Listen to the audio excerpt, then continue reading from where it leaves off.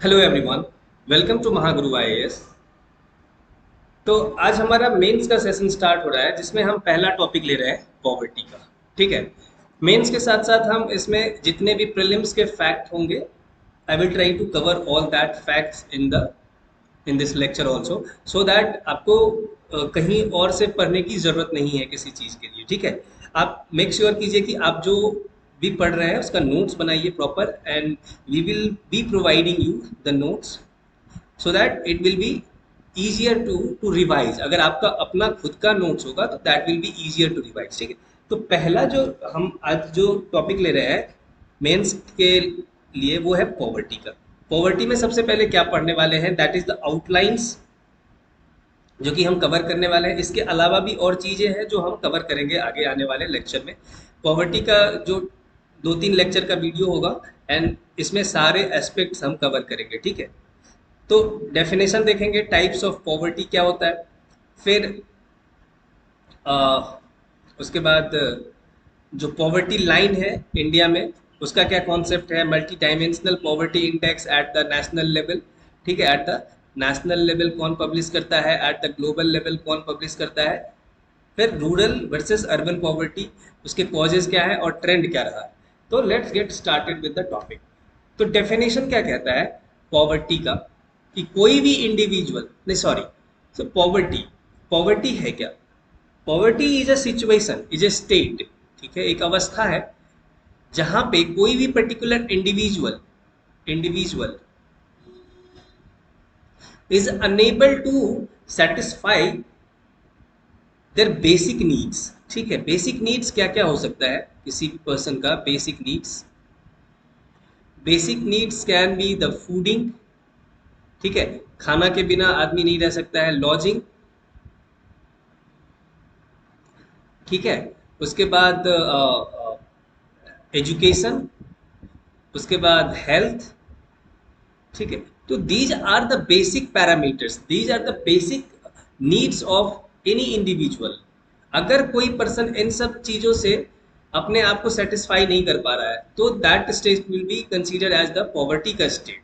ठीक है। तो एक ये अ, एक अवस्था है जहाँ पे लोग अपने बेसिक नीड्स को फुलफिल नहीं कर पाते हैं, तो दैट इज कॉल्ड पॉवर्टी। आपको लिखने की ज़रूरत नहीं है, आपको नोट्स प्रोवाइड किए जाएंगे, आप बस समझो, कॉन्सेप्ट समझो। ठीक है। तो जो डेफिनेशन है ये पॉवर्टी का डेफिनेशन मैंने आपको एक्सप्लेन किया। अगर मैं वर्ल्ड बैंक की बात करूं, वर्ल्ड बैंक जो है पॉवर्टी को जो डिफाइन करता है ऑन द बेसिस ऑफ क्या, on the basis of, on the basis, और आप यू कह लो कि any individual who is living living on less than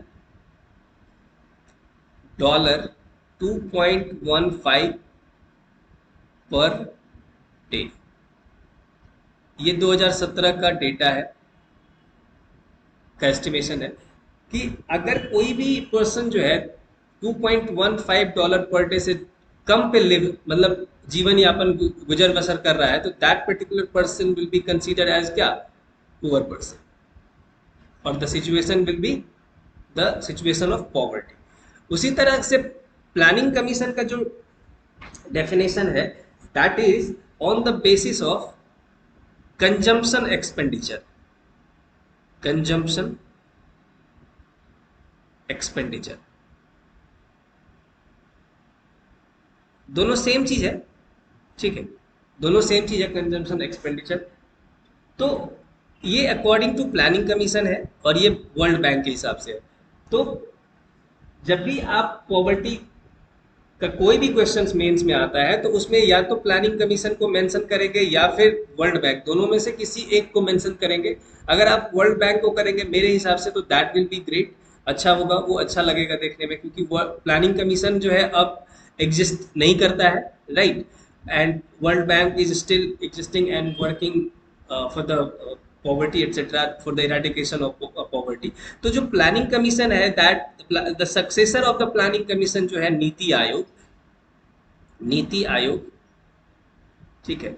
वो कंजम्पशन एक्सपेंडिचर के बेसिस पे क्या करता है, पॉवर्टी को डिफाइन नहीं करता है, rather he they they took a broader approach in terms of क्या, कि वो मल्टी डायमेंशनल पॉवर्टी इंडेक्स की बात करता है। क्या होता है मल्टी डायमेंशनल पॉवर्टी इंडेक्स, आने वाले लेक्चर में हम उसके बारे में बात करेंगे। ठीक है, तो that is the definition of poverty. उसके बाद है टाइप्स ऑफ पॉवर्टी। तो दो तरीके का पॉवर्टी डिफाइन किया गया है, सॉरी कैटेगराइज किया गया है, that is absolute poverty and the second one is the relative poverty. Absolute poverty जो है वो base on the basis of calorie intake, and the relative जो पॉवर्टी है दैट इज कंपैरेटिव। कंपैरेटिव क्या है, मैं अभी एग्जांपल से आपको समझाता हूँ। अकॉर्डिंग टू प्लानिंग कमीशन,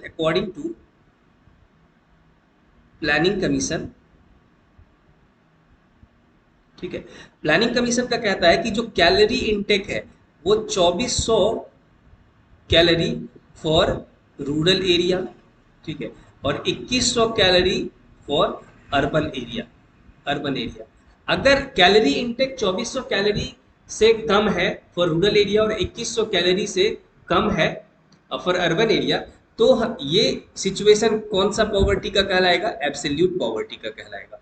ठीक है, लेकिन जो रिलेटिव पॉवर्टी की बात की जाती है वो कंपैरेटिव है, कंपैरिजन किया जाता है। Comparison on the basis of what, on the basis of living standard.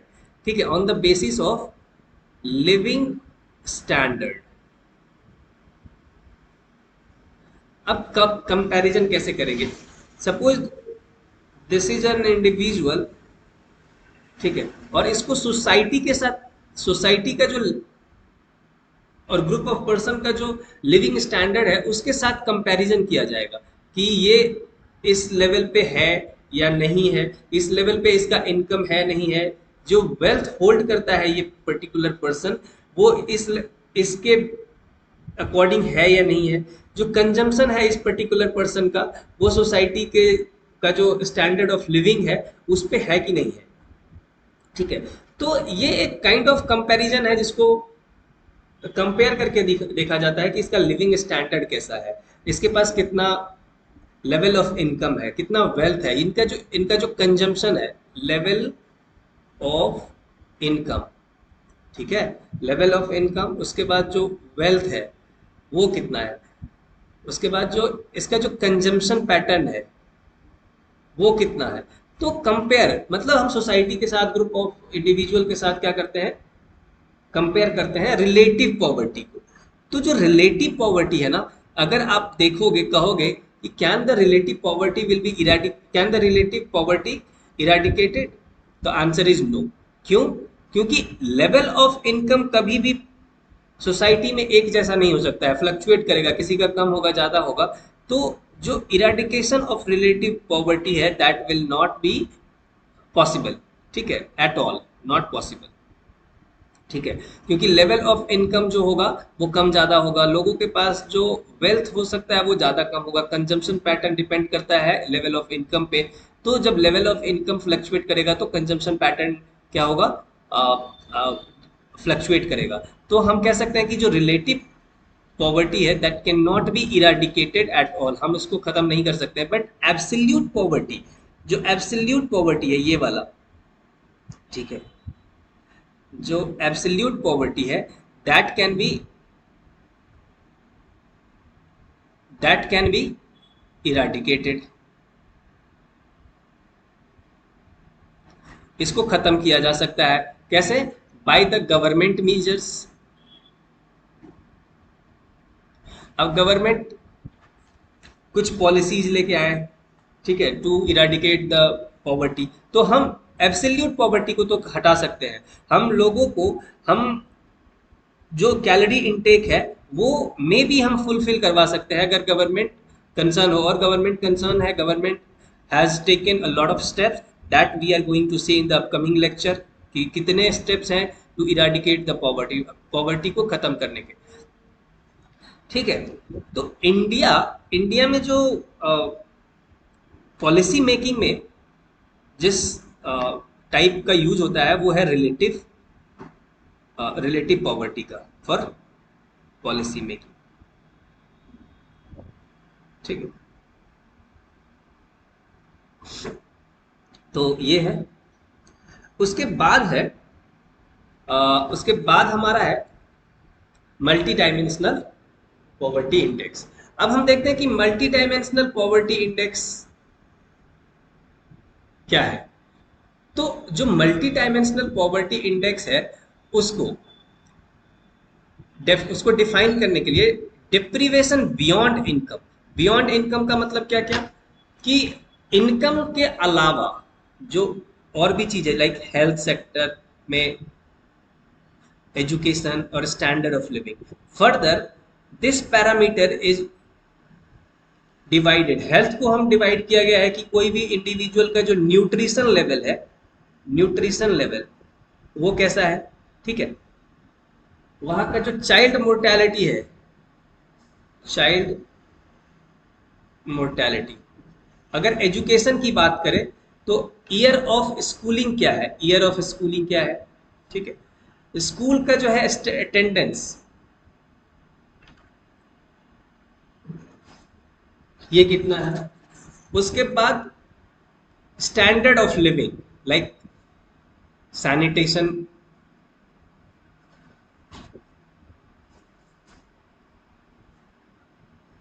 Sanitation, ठीक है, कुकिंग फ्यूल, ड्रिंकिंग वाटर,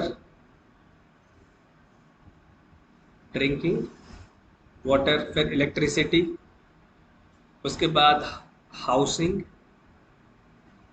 उसके बाद फिर असेट, ठीक है। तो there are three criteria, health, education, standard of living, and further this criteria is divided into 10 criteria and each criteria has assigned a weight. सबको एक वेट असाइन किया गया है। वेट का मतलब एक शेयरिंग, कि हेल्थ का शेयर कितना है, एजुकेशन का कितना है, स्टैंडर्ड ऑफ लिविंग का कितना है, तो वो टोटल जो है कितना कितना है, 1/3, 1/3, 1/3। हेल्थ का भी जो वेट है 1/3 है, एजुकेशन का 1/3 है, स्टैंडर्ड ऑफ लिविंग का क्या है, 1/3 है। उसके बाद अगर हम इसको और फर्दर डिवाइड करेंगे तो ये दो पार्ट है, तो 1/3 हो जाएगा 1/6, इसका आधा 1/6, फिर ये 1/6, ठीक है, 1/6, और ये टोटल 6 है, ठीक है। तो 1/6, सॉरी 1/3 × 6, दैट इज, ये 6 इंटू में इसलिए कर रहा हूँ कि ये 6 पार्ट में इक्वली डिवाइड करना है, तो इसलिए 1/18 हो जाएगा। और टोटल जो है 1/18, 1/18, 1/18, 1/18, ये भी 1/18। तो ये वेट असाइन किया गया है कि सैनिटेशन का जो वेट होगा कितना होगा, 1/18, ठीक है। इसको परसेंटेज में भी आप चेंज कर सकते हो। तो ये हो गया। तो कोई भी पर्सन मल्टी डायमेंशनल पुअर है, ठीक है, ये कैसे पता चलेगा, एग्जाम्पल से बताता हूं। एक एग्जाम्पल है कि कोई भी पर्सन न्यूट्रिशन जो है, न्यूट्रिशन की कमी है, या फिर उसका जो ईयर ऑफ स्कूलिंग है उसमें प्रॉब्लम है, तो वो 1/6। और मान लेते हैं कि ये सैनिटेशन का एक पार्ट ले लेते हैं, दैट इज 1/18। तो ये टोटल हो जाएगा कितना, 18, 3 3 6 1 7, ये हो जाएगा 7/18।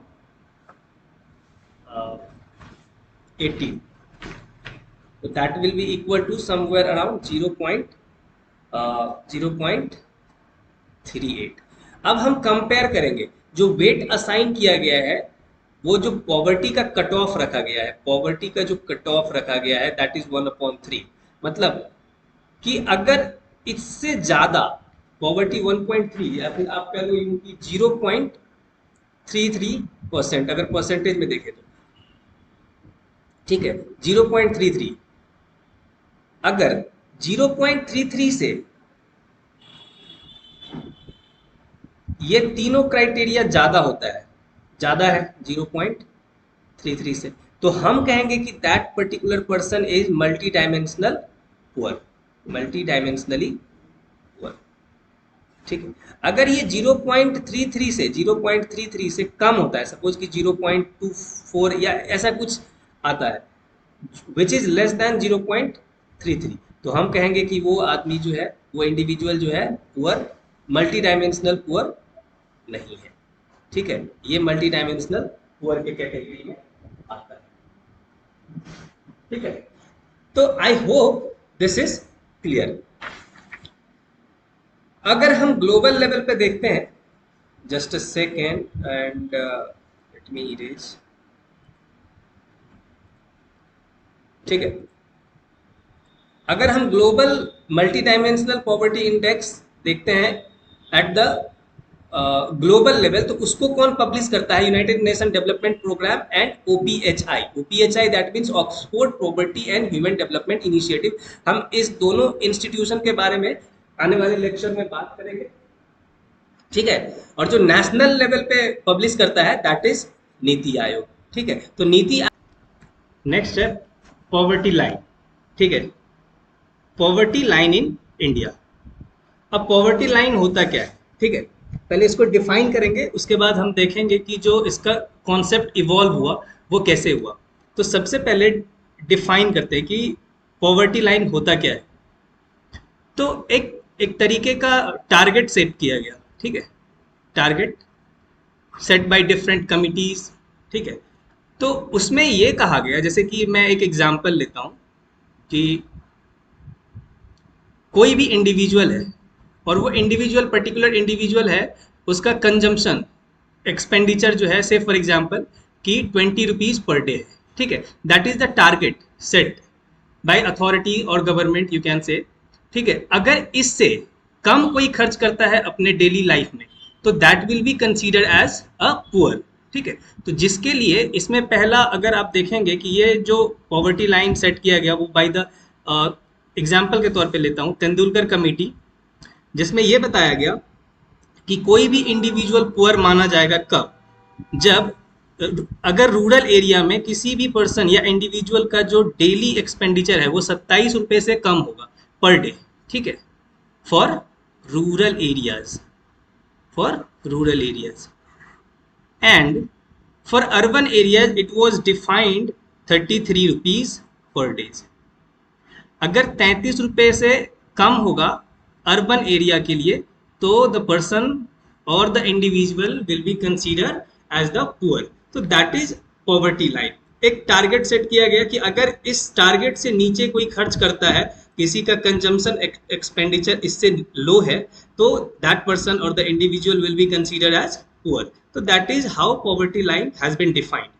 तो इसमें there are different committee, so all the committees and their recommendations are not mandatory, but yes, you should aware of कि this particular committee is related to poverty, क्योंकि आपके जो आपका MCQ है उसमें ये questions can be come कि which of the following committee is related to poverty।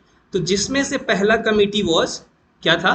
अलग कमिटी, जो कि 1979 में फॉर्म किया गया था, and it was the first committee who attempted first कि पॉवर्टी लाइन को डिफाइन करना है। उसके बाद लकड़ावाला कमिटी आया 1993 में, जिसका फोकस था on the consumption expenditure. You don't need to go into the details of all that committee, just aware of the name, that particular name is related to poverty. ठीक है, उसी तरह से Tendulkar committee, I have told you the Tendulkar committee, जिसमें जो पहले calorie based और calorie intake के बेस पे पॉवर्टी को डिफाइन किया जाता था, उसको मंथली पर कैपिटा एक्सपेंडिचर के टर्म्स में शिफ्ट कर दिया गया। और इट वाज क्या था, अभी मैंने एग्जांपल के तौर पे आपको बताया कि for urban areas it was 33 rupees पर डे। ठीक है, and for the rural areas it was 27 rupees पर डे। तो ये था। उसके बाद Rangarajan committee was came into 2014, और जो ये कमेटी का जो रिकमेंडेशन था वो higher poverty threshold, that means क्या कि जो ये 27 रुपए जो तेंदुलकर कमेटी का जो रिकमेंडेशन था सेट 27 रुपीज पर डे, उसको बढ़ा करके कितना कर दिया गया? उसको बढ़ा करके इट वाज 32 रुपीज पर डे। ठीक है, फॉर रूरल एरियाज, एंड जो अर्बन एरिया के लिए था इसको एक्सटेंड करके कितना कर दिया गया? 47 रुपीज पर डे। तो you don't need to remember the data, but still I will say that कि आपको जितने भी कमिटी हैं, अलग कमिटी हो गया या लकड़ा वाला कमिटी हुआ, Tendulkar committee, Rangarajan committee, you should be aware of because the questions can be frame on that basis. ठीक है, the next is rural versus urban poverty और उसके कॉजेज एंड ट्रेंड्स। हम पहले कॉजेज देखेंगे। अगर आप कॉजेज आपको पता होगा तो you will be in a situation to answer the trend, sorry their recommendation, their you know जो उसका क्या कहते हैं सोल्यूशंस है, उसको आप लिख सकते हैं। तो पहले तो रूरल पॉवर्टी क्या होता है और अर्बन पॉवर्टी क्या। जैसे कि पॉवर्टी है, मैंने पॉवर्टी को डिफाइन किया था किस फॉर्म में कि पॉवर्टी एक सिचुएशन है, एक स्टेट है जहाँ पे द इंडिविजुअल और the person is unable to satisfied their basic needs. ठीक है, तो अगर रूरल एरियाज में एनी इंडिविजुअल और a person is unable to satisfied, अगर वो बेसिक नीड को पूरा नहीं कर पा रहा है रूरल एरिया में, तो हम क्या कहेंगे कि वो पॉवर्टी कहाँ का है, rural poverty. And the same way अगर अर्बन एरिया में इस तरह का सिचुएशन अराइज हो रहा है तो हम क्या कहेंगे कि वो अर्बन पॉवर्टी है। अब देखो इसके कॉजेज इंपॉर्टेंट हैं। ठीक है, कॉजेज आपको मेंस में लिखना पड़ेगा और उसके सोल्यूशंस लिखने पड़ेंगे कि how the poverty can be eradicated, कि पॉवर्टी को हम कैसे खत्म कर सकते हैं। तो उसमें सबसे पहला जो, इसमें बहुत सारे कॉज हैं लेकिन जो इसके इंपॉर्टेंट कॉज है उसको हमने लिखा है, जिसमें पहला है historical causes, economic causes, demographic and social causes. ठीक है, उसके बाद geopolitical factors is also responsible for poverty. ठीक है, उसके बाद है natural disaster and poor governance. तो हम one by one we will try to understand. तो सबसे पहला जो है हमारा वो है हिस्टोरिकल कॉजेज। अब हिस्टोरिकल कॉजेज में क्या क्या हो सकता है कि सबसे पहला कि कॉलोनियल इनजस्टिस। कॉलोनियल इनजस्टिस का क्या मतलब है? India was flourished in trade in terms of what, textile industry, जिसको हम हैंडलूम इंडस्ट्री भी बोलते हैं, textile industry, sorry textile industry और हैंडलूम इंडस्ट्री। उसके बाद हैंडीक्राफ्ट इंडस्ट्री। ये सब इंडस्ट्री जो था इंडिया में ऑलरेडी फ्लरिश्ड कर रहा था, बट क्योंकि जो ब्रिटिशर्स थे हमारे यहाँ लगभग मोर देन 2 ईयर्स रूल करके गए, तो उस दौरान क्या हुआ कि उस दौरान क्योंकि due to the onset of industrial revolution, Britain को क्या जरूरत था? ब्रिटेन को जरूरत था रॉ मटेरियल का। रॉ मटेरियल किस चीज के लिए? For making the clothes. ठीक है, तो इंडिया के पास ऑलरेडी रॉ मटेरियल था in the form of cotton, क्योंकि India has a vast tract जहाँ पे ब्लैक सॉइल है और black soil is responsible for cotton to grow. तो ये चीज़ें जो है ये चीज़ें थी यहाँ पे इंडिया में कि हमारे पास बहुत ज़्यादा कॉटन था, तो उसका बेनिफिट जो है ब्रिटिशर्स ने लिया। और जो रॉ मटेरियल जो हमारे यहाँ पहले जो हमारा टेक्सटाइल मार्केट था उसको डिस्ट्रॉय कर दिया गया, हैंडीक्राफ्ट मार्केट को डिस्ट्रॉय कर दिया गया, और यहाँ से मतलब कि इंडिया से रॉ मटेरियल ब्रिटेन ले जाया गया, वहाँ पे फिनिश्ड प्रोडक्ट तैयार किया गया और उसी सेम फिनिश्ड प्रोडक्ट को इंडियन मार्केट में आकर के बेचा जाने लगा। And as a result of it क्या हुआ कि we have been given the status of what, status of the supplier of raw material, supplier of raw material. अब इससे प्रॉब्लम क्या हुआ? इससे प्रॉब्लम क्या हुआ कि जब टेक्सटाइल इंडस्ट्री खत्म हो गया, हैंडीक्राफ्ट इंडस्ट्री खत्म हो गया, तो जॉब हमारे पास नहीं रहा। जॉब नहीं रहा तो अल्टीमेटली जो इनकम है वो खत्म हो गया। इनकम खत्म हो गया तो ultimately resulted into what, poverty. ठीक है, तो यू कैन राइट इट। उसके बाद अगर आप देखेंगे हिस्टोरिकल इनजस्टिस में जो दूसरा कॉज था वो था जो caste and gender based discrimination, gender based discrimination. इसमें क्या था कि जैसे कि जो एजुकेशन है, एजुकेशन वाज लिमिटेड। ठीक है, एजुकेशन का एक्सेस हर एक के पास नहीं था। और जब एजुकेशन नहीं होगा, लिटरेसी नहीं होगा, तो लिटरेसी नहीं होगा तो फिर जॉब आप क्रिएट नहीं, जॉब आपको नहीं मिलेगा। अब जॉब जॉब नहीं मिलेगा तो फिर आपको एजुकेशन नहीं मिल, सॉरी, आपको, आपके पास इनकम जनरेट नहीं होगा, जॉब नहीं मिलेगा, तो आपके पास इनकम जनरेट नहीं होगा, ultimately you will be in a trap of poverty. ठीक है, तो these things witnessed the causes of poverty, historical causes. उसके बाद जो है हमारा, उसके बाद है इकोनॉमिक कॉजेज। इकोनॉमिक कॉजेज कैसे? तो इकोनॉमिक कॉजेज को समझने के लिए अगर देखो कि अगर अगर हमारा इकोनॉमी ग्रोथ नहीं कर रहा है, इकोनॉमी ग्रो नहीं कर रहा है, ड्यू टू सम और अदर रीजन इकोनॉमी ग्रो नहीं कर रहा है, तो जब इकोनॉमी ग्रो नहीं करेगा तो जो नेशनल इनकम है, नेशनल इनकम वो क्या होगा? National income will be lower. और जब नेशनल इनकम ही आपके पास कम है तो तो आपका जो सेविंग्स है, savings will be also lower. Savings, जब इनकम ही कम है तो सेविंग्स भी कम होगा, और जब सेविंग्स कम है तो आप इन्वेस्टमेंट कैसे करोगे? ठीक है, इन्वेस्टमेंट भी आपका अल्टीमेटली क्या होगा? कम होगा। और जब इन्वेस्टमेंट कम होगा तो जो प्रोडक्शन है और जो प्रोडक्टिविटी है, जो प्रोडक्शन है वो भी कम होगा। Sorry, not productivity, production. Production भी क्या होगा? आपका कम होगा।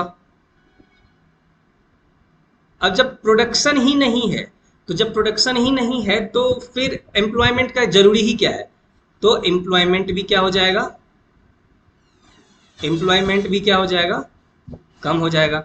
और जब एम्प्लॉयमेंट कम होगा तो फिर क्या होगा? अल्टीमेटली जो नेशनल इनकम है वो क्या होगा? डिक्रीज करेगा।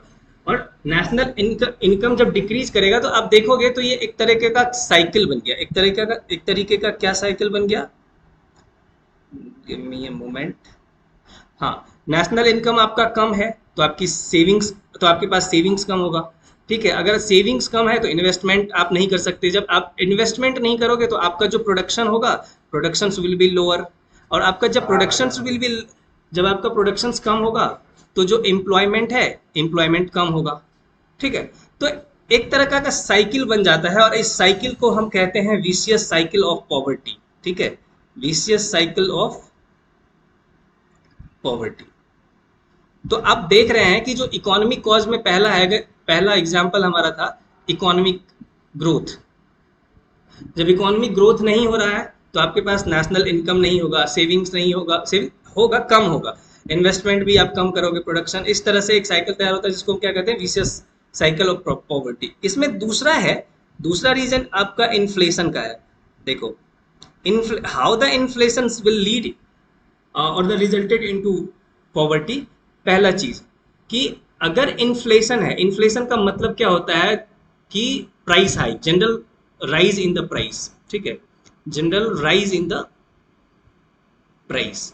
अगर प्राइस हाइक हो रहा है, एक एग्जाम्पल से समझो। एग्जाम्पल क्या है कि पहले कोई इंडिविजुअल जो है 10 रुपए का एक रोटी खरीदता है, ठीक है, और वो टोटल 4 रोटी खरीद रहा है, तो 40 रुपए का रोटी खरीदेगा। ठीक है, अब क्या हुआ कि 5 रुपए जो है रोटी का दाम बढ़ गया, 15 रुपए हो गया। ठीक है, तो क्योंकि अब उसका भूख है 4 रोटी का, तो फिर भी अब 4 रोटी चाहिए उसको, तो 15 चौके 60 रुपये। अब उसको कितने रुपए खर्च करने पड़ेंगे? 60 रुपीज। That means what? कि 20 extra rupees will have to bear. लेकिन ये बियर कहाँ से होगा? क्योंकि इनकम नहीं बढ़ रहा है, इन्फ्लेशन बढ़ रहा है। मैं कह रहा हूँ इनकम, इनकम नहीं बढ़ रहा है, बढ़ क्या रहा है? इन्फ्लेशन।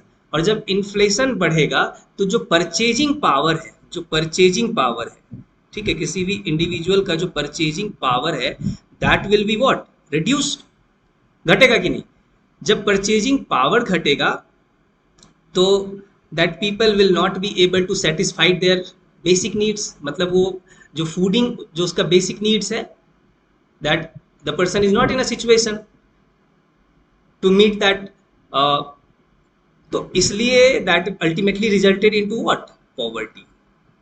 तो इस तरह से आप ये बता सकते हो कि इकोनॉमिक कॉज में एक तो इकोनॉमिक ग्रोथ अगर नहीं हो रहा है तो कॉज है पॉवर्टी का, दूसरा है इन्फ्लेशन। और भी सारे रीजंस है, but you should not go into that depth, but at least इतना आपको आना चाहिए, ठीक है। उसके बाद है demographic and social causes.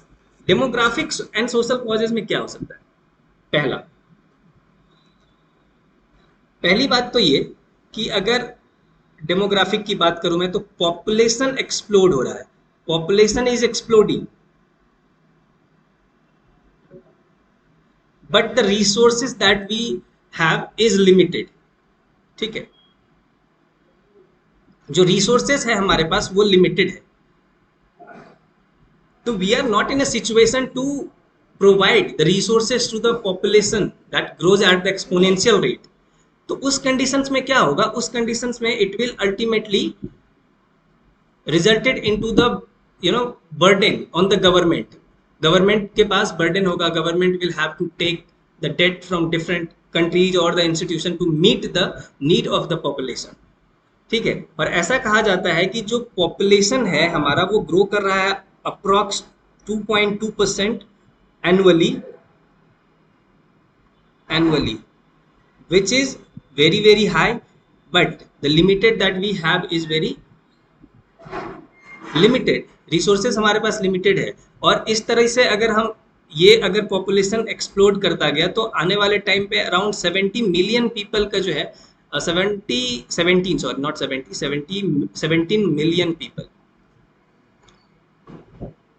Million people per year, ये जो है कंजम्पशन का प्रेशर गवर्नमेंट पे क्रिएट कर रहा है।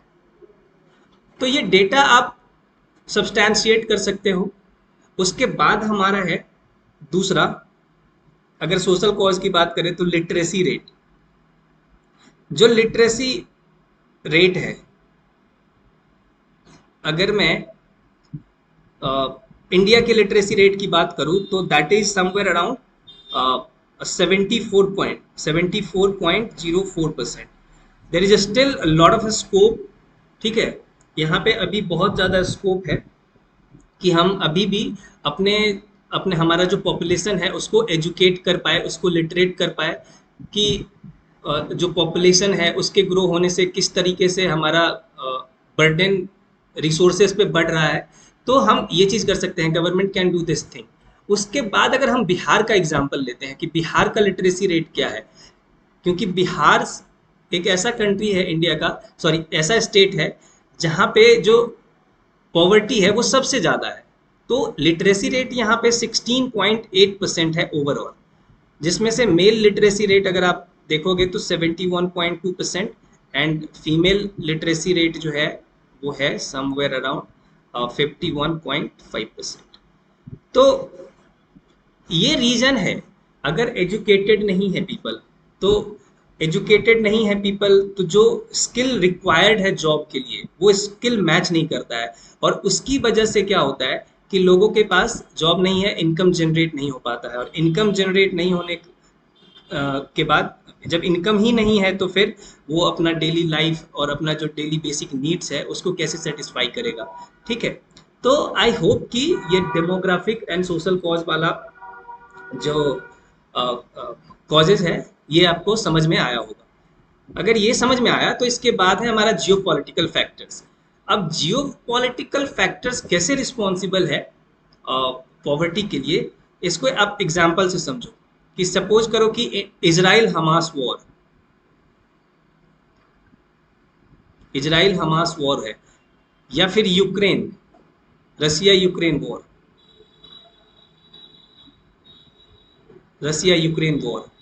तो these wars are resulted into poverty. कैसे? कि देखो कि जो भी country are engaged in war, उस कंट्री को क्या चाहिए? उस कंट्री को पैसा चाहिए, किस चीज के लिए? To meet the arms and ammunition, जिसके जो कि वो बाहर से खरीद पाएगा हथियार, तो उसके लिए पैसा चाहिए। और जैसे कि Russia has a vast source of oil and natural gas. तो जब oil and natural gas, because India जो है इंपोर्ट करता है रसिया से ऑयल एंड नेचुरल गैस। तो अगर रसिया इंगेज है वॉर में तो क्या होगा? रसिया अगर इंगेज है वॉर में तो they will increase the price of oil and natural gas. जब इंटरनेशनल मार्केट में ही ऑयल एंड नेचुरल गैस का प्राइस इंक्रीज हो जाएगा तो ऑब्वियसली डोमेस्टिक मार्केट में, दैट मीन्स इंडिया में, जो ऑयल और जो गैस है उसका प्राइस क्या होगा? इंक्रीज हो जाएगा। अब ये क्यों हो रहा है? ये इसलिए हो रहा है क्योंकि some countries are engaged in war, not due to, ये नॉर्मल कंडीशन नहीं है, ये वॉर लाइक कंडीशन है। तो जब इंडिया में ये ऑयल एंड नेचुरल गैस आएगा तो उसके बाद क्या होगा? जो प्राइस है वो हाइक हो जाएगा। तो अल्टीमेटली फिर होगा क्या? प्राइस इंक्रीज करेगा, परचेजिंग पावर जो है जो लोगों की है वो घटेगा, क्योंकि इंडिया में इनकम जनरेट नहीं हो रहा है बट प्राइस हाइक हो रहा है। और प्राइस हाइक क्यों हो रहा है? इन्फ्लेशन क्यों हो रहा है? Due to supply chain disruption. Supply chain में डिसरप्शन हो रहा है। सप्लाई चेन में डिसरप्शन किस बात को लेकर के हो रहा है? ये वॉर को लेकर के हो रहा है। तो अगर कोई कंट्री वॉर में इंगेज है तो उससे क्या होता है? सप्लाई चेन डिसरप्ट होता है, और सप्लाई चेन अगर डिसरप्ट होगा तो फिर अल्टीमेटली रिजल्टेड इनटू पॉवर्टी। तो ये एक रीजन हो सकता है। उसके बाद है natural disaster. Natural disaster like what? Natural disaster अगर बिहार की बात करूं मैं स्पेशली, अगर मैं स्पेशली बिहार की बात करूं तो entire north Bihar is always prone to what? Flood, isn't it?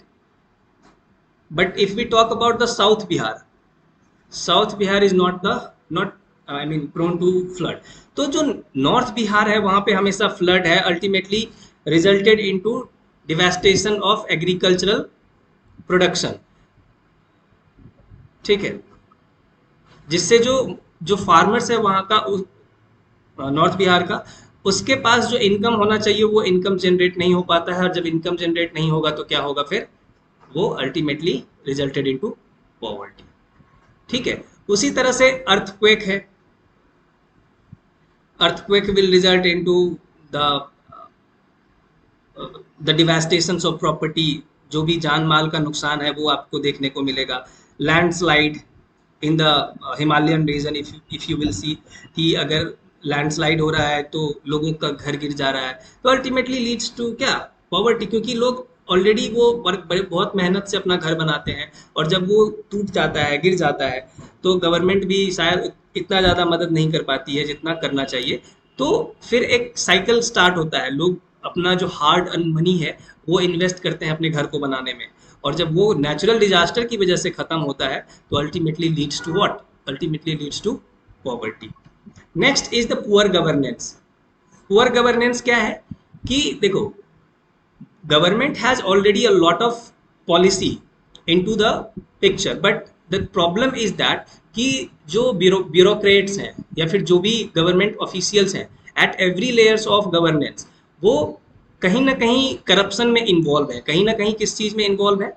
Corruption में इन्वॉल्व है। आप जगह जगह लीकेज देखोगे। अगर मैं बात करूं कि जो गवर्नमेंट का राशन शॉप है, ठीक है, वहां पे आप देखोगे लीकेज। और you can say in any policy जहां पे जो लेयरिंग है, जो ब्यूरोक्रेट्स का लेयरिंग है, वहां पे ऑलरेडी करप्शन जो है व्याप्त मात्रा में, मतलब पहले से है। तो जो इम्प्लीमेंटेशन होना चाहिए, जो पॉलिसी इम्प्लीमेंटेशन होना चाहिए at the grass root level, वो नहीं हो पाता है। और जब वो नहीं हो पाएगा तो जो टारगेटेड लोग हैं उसका बेनिफिट जो है टारगेटेड लोग तक नहीं पहुंच पाता है। ठीक है, टारगेटेड लोग तक वो बेनिफिट नहीं पहुंच पाता है। और जब ऐसा होगा तो क्या होगा? Ultimately resulted into what? Resulted into poverty. तो आपको बस ये दिखाना है फ्लो चार्ट की मदद से, एग्जाम्पल की मदद से, कि रीजन क्या है, कॉजेज क्या है, कॉजेज या फिर आप रीजन कह सकते हो कि पॉवर्टी का रीजन क्या है। तो आई होप कि ये क्लियर है। उसके बाद है इराडिकेशन ऑफ पॉवर्टी। तो इराडिकेशन ऑफ पॉवर्टी को हम नेक्स्ट लेक्चर में देखने वाले हैं। ठीक है, उसके बाद और भी इंटरनेशनल लेवल पे जो भी स्टेप्स पॉवर्टी को लेकर के लिया गया है थ्रू वर्ल्ड बैंक और यूनाइटेड नेशंस, वो सब भी हम आने वाले वीडियोस में कवर करने वाले हैं। ठीक है, टिल देन थैंक यू।